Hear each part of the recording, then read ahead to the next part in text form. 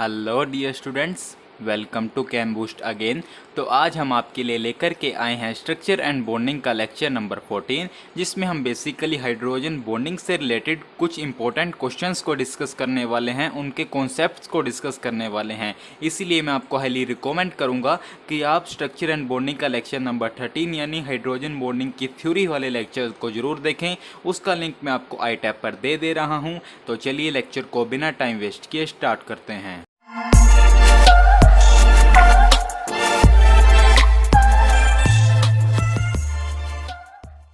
तो चलिए, हमारे पास सबसे पहला क्वेश्चन है, why boiling points of alcohols are more than ethers of comparable masses. यानी हमारे पास एल्कोहल के बॉइलिंग पॉइंट्स ज़्यादा क्यों होते हैं ईथर्स के बॉइलिंग पॉइंट से। और लेकिन कंडीशन क्या है कि जिस एल्कोहल के बॉइलिंग पॉइंट और जिस ईथर के बॉइलिंग पॉइंट को हम आपस में कंपेयर कर रहे हैं, उनके जो मासेस हैं वो कंपेरेबल होने चाहिए, यानी उनमें ज़्यादा डिफरेंस नहीं होना चाहिए। तो चलिए अब हम इस क्वेश्चन के सॉल्यूशन की तरफ चलते हैं और कॉन्सेप्ट को अंडरस्टैंड करने की कोशिश करते हैं। अगर हम एल्कोहल के किसी मॉलिक्यूल की बात करें तो हम यहाँ पर जनरल लिख देते हैं एल्काइल एल्कोहल। हम लिख देते हैं यहाँ पर कि जो R है वो कोई भी एल्काइल ग्रुप होगा, जैसे मिथाइल हो गया, इथाइल हो गया, एल्काइल ग्रुप। एग्जाम्पल के तौर पर हम लिख सकते हैं इथाइल एल्कोहल C2H5OH। इसी तरीके से अगर हम ईथर की बात करें तो ये हो जाएगा हमारे पास डाई एल्काइल ईथर। R यहाँ पर क्या होगा, एक एल्काइल ग्रुप। R और R सेम भी हो सकते हैं, डिफरेंट भी हो सकते हैं, not a big deal. R यहाँ पर है एल्काइल ग्रुप। एग्जाम्पल के तौर पर हम लिख सकते हैं डाई मिथाइल ईथर को CH3OCH3। अब देखिए माय डियर, अगर हम इस मॉलिक्यूल को थोड़ा डेप्थ में देखें तो देखिए हमारे पास कुछ इस तरीके से, देखिए ऑक्सीजन की इलेक्ट्रोनेगेटिविटी हाइड्रोजन की इलेक्ट्रोनेगेटिविटी से ज़्यादा है। तो इस बॉन्ड के जो इलेक्ट्रॉन हैं वो किसकी तरफ ज़्यादा अट्रैक्ट होंगे? ऑब्वियस सी बात है ऑक्सीजन की तरफ, क्योंकि इसकी इलेक्ट्रोनेगेटिविटी ज़्यादा है। तो इसके ऊपर आ जाएगा पार्शियल नेगेटिव चार्ज और इसके ऊपर आ जाएगा पार्शियल पॉजिटिव चार्ज। इसी तरीके से अगर हम एक और एल्काइल एल्कोहल मॉलिक्यूल की बात करें तो देखिए हमारे पास इसके ऊपर आ जाएगा डेल्टा नेगेटिव, इसके ऊपर आ जाएगा डेल्टा पॉजिटिव, यानी सेम सिनेरियो होगा। अब इस मॉलिक्यूल का नेगेटिव एंड इस मॉलिक्यूल के पॉजिटिव एंड को अट्रैक्ट करेगा, यानी जो हाइड्रोजन वाला एंड है, और उस अट्रैक्शन को हमने प्रीवियस लेक्चर में क्या नाम दिया था my dear? Very nice, electrostatic attraction. और इलेक्ट्रोस्टैटिक अट्रैक्शन होने के कारण इनमें एक वीक बॉन्ड की फॉर्मेशन होती है, उसे हम बोलते हैं हाइड्रोजन बॉन्ड, और उसे हम रिप्रेजेंट करते हैं बाय डॉटेड लाइंस। ये सब हम प्रीवियस लेक्चर में देख चुके हैं। हम लिख देते हैं ये है हमारे पास हाइड्रोजन बॉन्ड। और कौन से टाइप की हाइड्रोजन बॉन्डिंग हो रखी है यहाँ? Very nice, intermolecular hydrogen bonding. Intermolecular H यानी हाइड्रोजन बॉन्डिंग। ये पहचान लिया तो बहुत अच्छी बात है। अब देखिए, अब हम अगर ईथर के मॉलिक्यूल की बात करें तो क्या हमारे पास यहाँ पर कोई हाइड्रोजन बॉन्डिंग होगी? नहीं होगी, क्योंकि मैंने आपको वहाँ पर कुछ कंडीशंस बताई थी हाइड्रोजन बॉन्डिंग की। पहली कंडीशन क्या थी कि हमारे पास जो हाइड्रोजन है वो एक हाईली इलेक्ट्रोनेगेटिव एलिमेंट के साथ डायरेक्टली लिंक होना चाहिए, और जो हाईली इलेक्ट्रोनेगेटिव एलिमेंट है उसका साइज स्मॉल होना चाहिए, ज़्यादा लार्ज नहीं होना चाहिए। अगर हम बात करें यहाँ पर देखिए हाइड्रोजन कार्बन से डायरेक्टली लिंक है, यानी एक लेस इलेक्ट्रोनेगेटिव एलिमेंट के साथ लिंक है, तो मतलब यहाँ पर तो हाइड्रोजन बॉन्डिंग का सवाल ही नहीं पैदा होता। तो मतलब यहाँ हम बोल सकते हैं कि यहाँ पर हमारे पास कोई भी हाइड्रोजन बॉन्डिंग नहीं होगी, नो हाइड्रोजन बॉन्डिंग। अब देखिए माय डियर, यहाँ पर तो कोई हाइड्रोजन बॉन्डिंग नहीं हुई, तो मतलब यहाँ पर ये एक इकलौता मॉलिक्यूल है। और अगर यहाँ बात करें तो देखिए यहाँ पर इंटरमॉलिक्यूलर हाइड्रोजन बॉन्डिंग यहाँ भी होगी और ये पीछे भी ऐसे जुड़ा होगा। तो हमारे पास यहाँ पर इंटरमॉलिक्यूलर हाइड्रोजन बॉन्डिंग होने के कारण मॉलिक्यूल्स आपस में एसोसिएट हो गए कि नहीं? काफ़ी सारे मॉलिक्यूल्स आपस में एसोसिएट होने के कारण हमारे पास जो अल्कोहल्स हैं उनके बॉइलिंग पॉइंट्स ज़्यादा होते हैं ईथर्स के बॉइलिंग पॉइंट से। क्योंकि देखिए यहाँ पर सिर्फ एक सिंगल मॉलिक्यूल रह गया, क्योंकि यहाँ पर कोई हाइड्रोजन बॉन्डिंग है ही नहीं, लेकिन यहाँ पर एसोसिएशन हो रहा है मॉलिक्यूल्स का, तो इसी वजह से हमारे पास इस केस में बॉइलिंग पॉइंट भी ज़्यादा आ रहा है देन इस केस के। होपफुली आपको समझ आया होगा, हमने बिल्कुल डीप द कॉन्सेप्ट को यहाँ पर देखा है। तो यही बात मैं आपको लिखवा भी देता हूँ कि alcohols have high boiling points than ethers due to intermolecular hydrogen bonding। और इंटरमोलिकुलर हाइड्रोजन बॉन्डिंग होने के कारण क्या हुआ, due to which association of alcohol molecules takes place। अब देखिए काफी सारे मॉलिक्यूल्स का एसोसिएशन हो गया, तो एसोसिएशन होने के कारण हमारे पास बॉइलिंग पॉइंट राइज कर गया। टेक्स प्लेस विच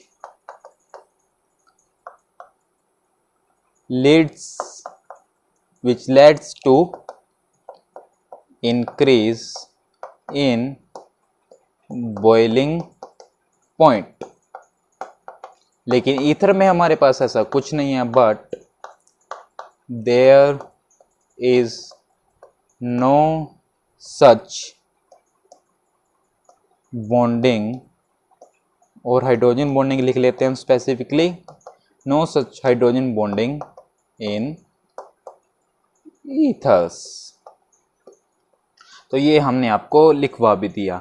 तो चलिए एक बार हम पूरी स्टोरी को रिपीट करते हैं, लेकिन आप देखिए इसे सिर्फ एक क्वेश्चन की तरह ना लें, आप इसे कॉन्सेप्ट की तरह लें। हमने यहाँ पर कॉन्सेप्ट को क्वेश्चन की फॉर्म दे दी है। जरूरी नहीं है कि यही स्टेटमेंट आपको दे।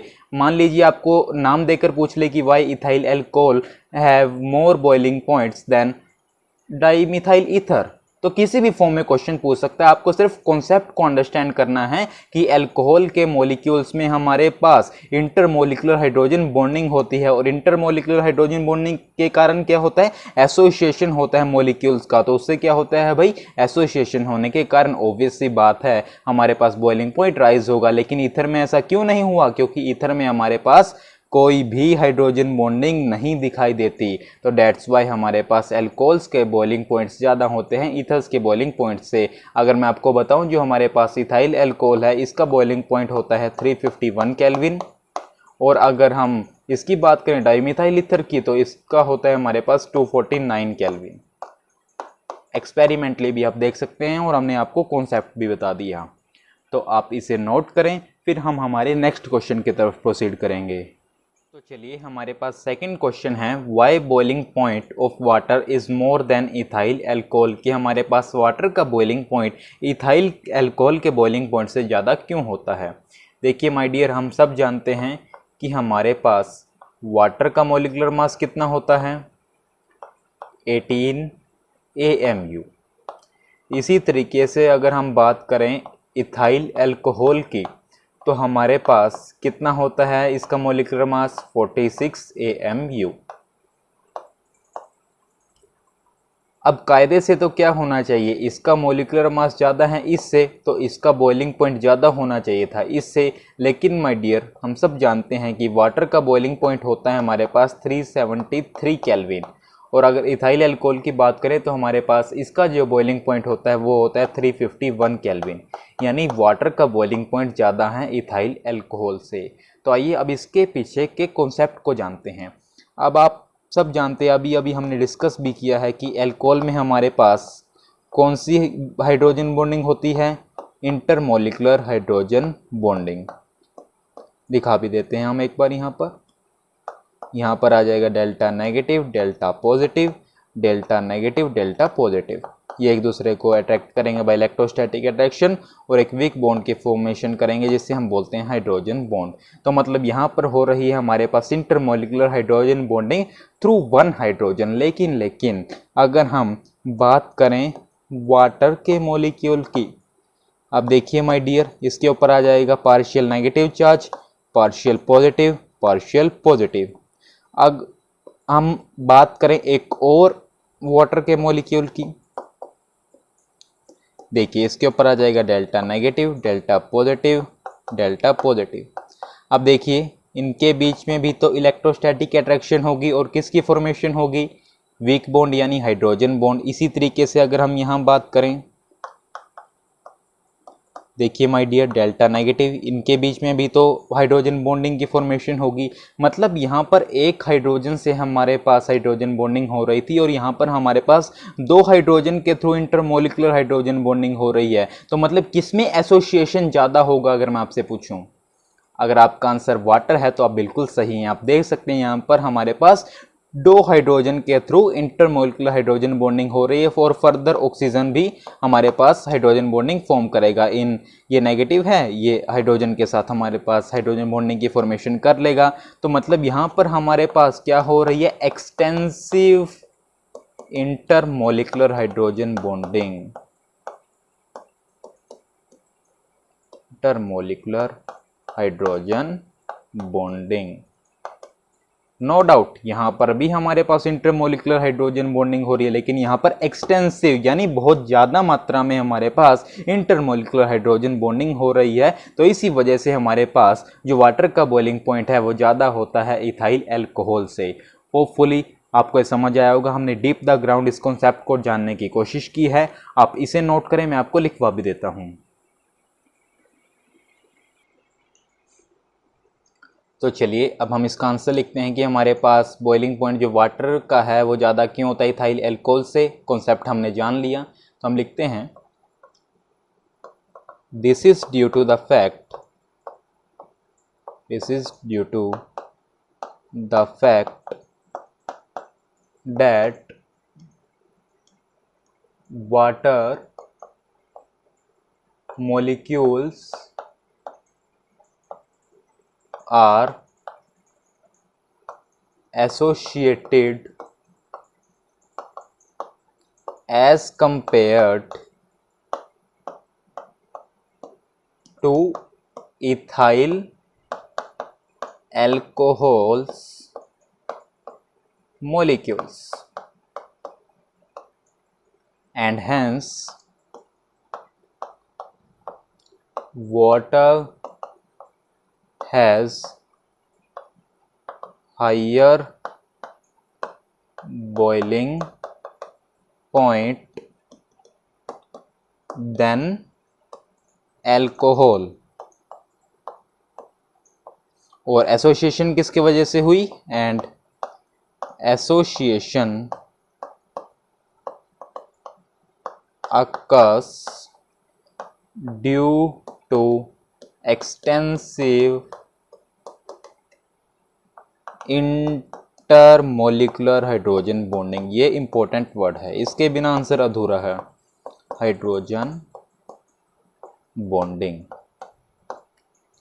तो होपफुली बिल्कुल क्लियर हो गया होगा ये क्वेश्चन। आप इसे नोट करें, फिर हम हमारे नेक्स्ट क्वेश्चन की तरफ प्रोसीड करते हैं। तो चलिए अब हम हमारे नेक्स्ट क्वेश्चन की तरफ मूव ऑन करते हैं। क्या है हमारे पास next question, why melting point of orthonitrophenol is less than paranitrophenol. के हमारे पास जो ऑर्थोनाइट्रोफिनोल का मेल्टिंग पॉइंट है वो कम क्यों होता है पैरानाइट्रोफिनोल से। देखिए आपको पता होगा, लेकिन मैं बता देता हूँ। देखिए अगर हमारे पास जो OH है और नाइट्रो ग्रुप है वो फर्स्ट एंड सेकेंड पोजिशन पर अटैच्ड हैं, तो हमारे पास उस पोजिशन को हम बोलेंगे ऑर्थो पोजिशन। अगर मान लीजिए हमारे पास फर्स्ट एंड थर्ड पोजिशन पर होते तो हमारे पास होती है मेटा पोजिशन, और अगर मान लीजिए हमारे पास फर्स्ट एंड फोर्थ पोजीशन पर हो तो हमारे पास होगी पैरा पोजीशन, जो कि इस केस में है। अब आइए इस कॉन्सेप्ट को जानने की कोशिश करते हैं कि आखिर किस वजह से हमारे पास इसका मेल्टिंग पॉइंट कम होता है पैरानाइट्रोफिनोल से। अब देखिए माय डियर, हमारे पास यहाँ पर आपको कुछ नज़र आ रहा है।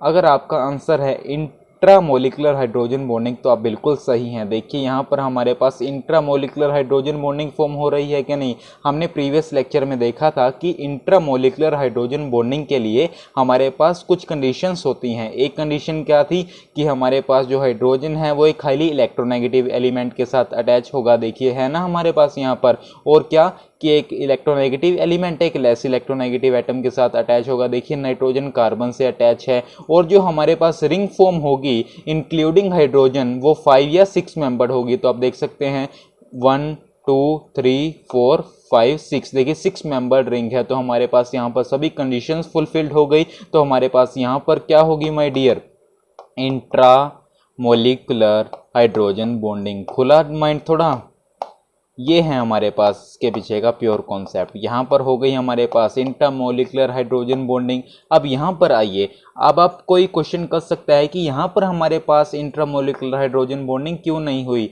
तो आप माय डियर उन कंडीशंस को पढ़िए। हमारे पास यहाँ पर वो दो कंडीशन तो सेटिस्फाई हो रही हैं जिसमें हाइड्रोजन एक हाईली इलेक्ट्रोनेगेटिव एलिमेंट के साथ अटैच है और एक highly electronegative element less electronegative के साथ अटैच है। लेकिन जब हम अगर मान लो यहाँ पर फॉर्म करेंगे हमारे पास हाइड्रोजन बॉन्डिंग, तो हमारे पास 6 मेंबर से ज़्यादा रिंग फॉर्म होगी। तो हमारे पास यहाँ पर इंट्रामोलिकुलर हाइड्रोजन बॉन्डिंग पॉसिबल नहीं है। लेकिन माय डियर अगर मैं आपसे बात करूँ, एक और मॉलिक्यूल मैं ड्रॉ करूं पैरा नाइट्रोफिनोल का, कुछ इस तरीके से, ये हो गया हमारे पास हाइड्रोक्सी ग्रुप और यहाँ पर हमने ड्रॉ कर दिया नाइट्रो ग्रुप। अब देखिए माय डियर यहाँ पर कुछ नज़र आ रहा है। अगर आपका आंसर है इंटरमोलिकुलर हाइड्रोजन बॉन्डिंग तो आप बिल्कुल सही हैं। देख लिए हमारे पास यहाँ पर क्या फॉर्म हो रहा है, इंटरमोलिकुलर हाइड्रोजन बॉन्डिंग। और अभी अभी हमने बहुत डिटेल में डिस्कस किया है कि इंटरमोलिकुलर हाइड्रोजन बॉन्डिंग के होने के कारण हमारे पास मॉलिक्यूल्स का एसोसिएशन होता है, और एसोसिएशन होने के कारण इसका मेल्टिंग पॉइंट ज़्यादा होता है ऑर्थोनाइट्रोफिनोल से। ये आपसे बोलेगा कि बॉइलिंग पॉइंट के बारे में बात करो, तो बॉइलिंग पॉइंट के बारे में भी सेम कॉन्सेप्ट होगा। Same he alcohols and ether वाले केस में भी अगर बॉइलिंग पॉइंट पूछे तो सेम कॉन्सेप्ट होगा। तो मतलब यहाँ पर इंटरमोलिकुलर हाइड्रोजन बॉन्डिंग होने के कारण ये एक डिस्क्रेट मॉलिक्यूल की फॉर्म में एग्जिस्ट करेगा, लेकिन यहाँ पर मॉलिक्यूल एसोसिएट हो गए। तो इसी वजह से हमारे पास जो ऑर्थोनाइट्रोफिनोल है उसका मेल्टिंग पॉइंट कम होता है पैरानाइट्रोफिनोल से। और आपसे कैसे पूछ सकता है क्वेश्चन कि हमारे पास जो ऑर्थोनाइट्रोफिनोल है वो ज़्यादा वोलेटाइल क्यों है पैरानाइट्रोफिनोल से। वोलेटाइल मतलब जल्दी क्यों उड़ जाता है, वो इसी कारण क्योंकि हमारे पास देखिए यहाँ पर एसोसिएशन हो गया जिसके कारण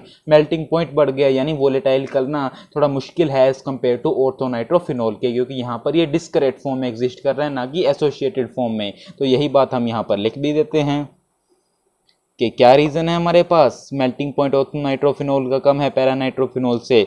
तो हमारे पास क्या रीज़न होगा कि यहाँ पर हमारे पास इंट्रामोलिकुलर हाइड्रोजन बॉन्डिंग है जिसके कारण ये डिस्क्रेट फॉर्म में एग्जिस्ट करता है, और यहाँ पर इंटरमोलिकुलर है जिसके कारण ये एसोसिएट फॉर्म में एग्जिस्ट करते हैं। तो यही बात लिख सकते हैं हम, this is due to the fact that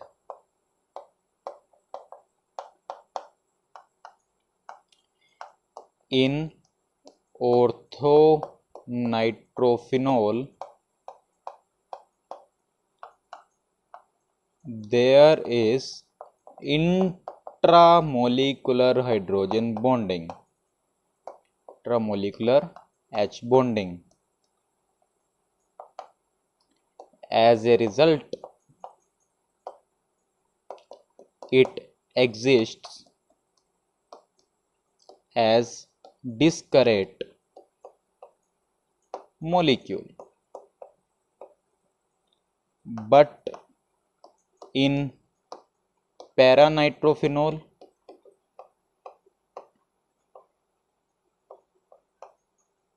due to intermolecular hydrogen bonding,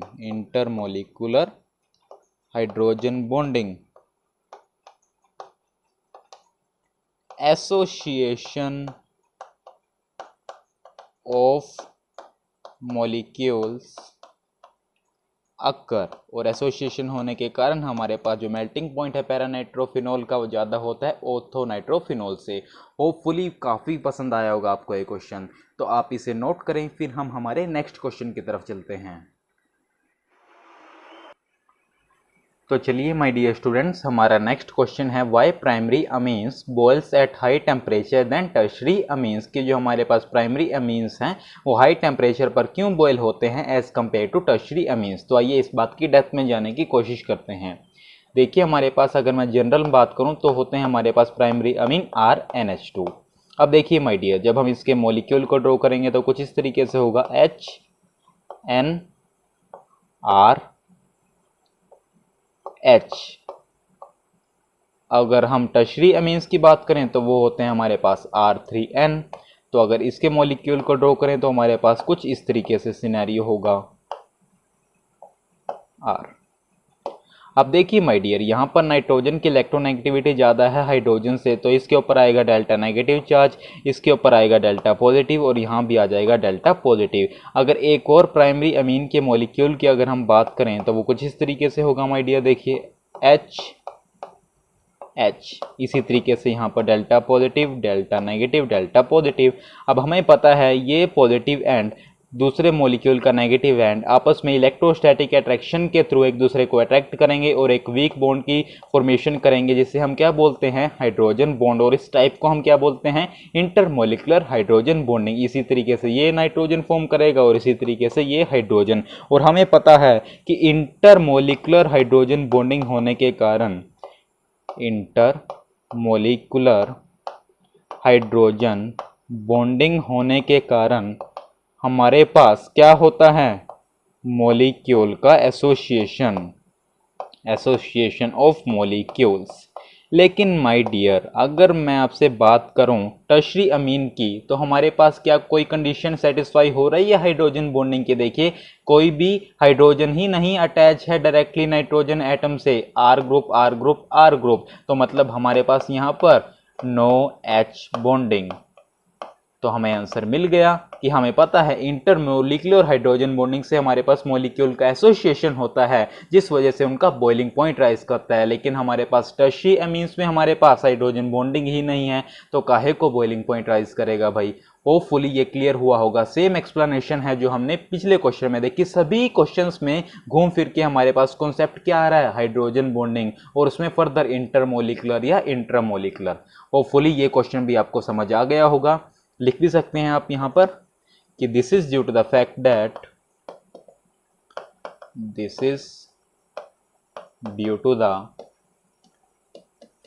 that in primary amines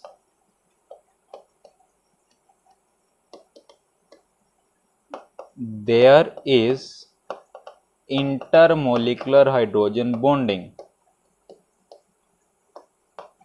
H bonding,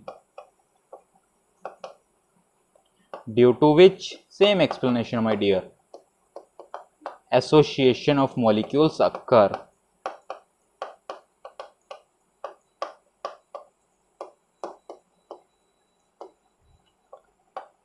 और जिससे हमारे पास बॉइलिंग पॉइंट राइज कर गया। But in tertiary amines there is no hydrogen bonding. तो आप इसे नोट करें। फिर हम चलते हैं हमारे नेक्स्ट क्वेश्चन की तरफ। तो चलिए हमारे पास नेक्स्ट क्वेश्चन है why maleic acid stronger acid than fumaric acid. की जो मैलिक एसिड की स्ट्रेंथ है वो ज़्यादा क्यों है फ्यूमेरिक एसिड से। तो इससे पहले आपको ये पता होना चाहिए कि हमारे पास मैलिक एसिड क्या होता है और फ्यूमेरिक एसिड क्या होता है। आइए ड्रॉ करते हैं मैलिक एसिड के मॉलिक्यूल को।